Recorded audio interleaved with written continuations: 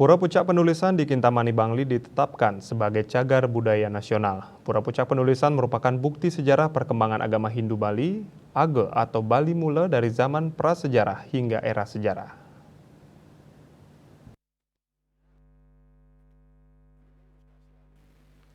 Kepala Dinas Pariwisata dan Kebudayaan Kabupaten Bangli, Iwayan Sugiarto mengatakan penetapan Pura Puncak Penulisan sebagai cagar budaya nasional dilakukan secara bertahap. Sebelumnya, pura yang berlokasi di Desa Sukawana, Kintamani itu ditetapkan sebagai benda cagar budaya peringkat kabupaten oleh tim cagar budaya kabupaten.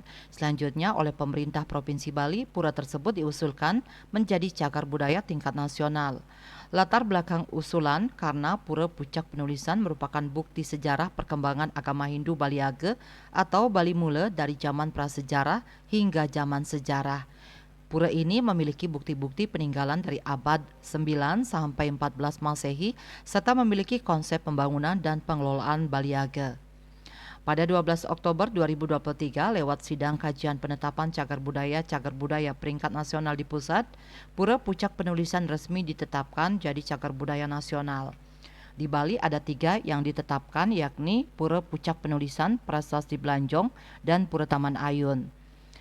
Pura Pucak Penulisan dinilai memenuhi kriteria sebagai cagar budaya nasional, antara lain karena usianya tua dilihat dari prasasti yang tersimpan di pura tersebut yang berangka tahun 933 Saka atau 1011 Masehi, 999 Saka atau 1077 Masehi, dan 1254 Saka atau 1332 Masehi.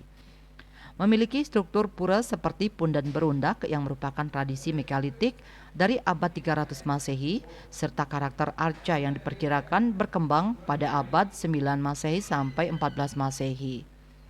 Menurut Sugiarto, penetapan Pura Pucak Penulisan sebagai cagar budaya nasional merupakan bagian dari upaya pelestarian.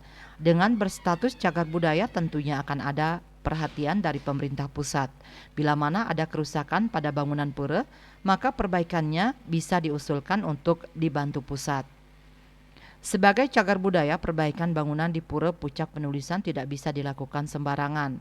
Struktur bangunan tetap dipertahankan sesuai bentuk aslinya.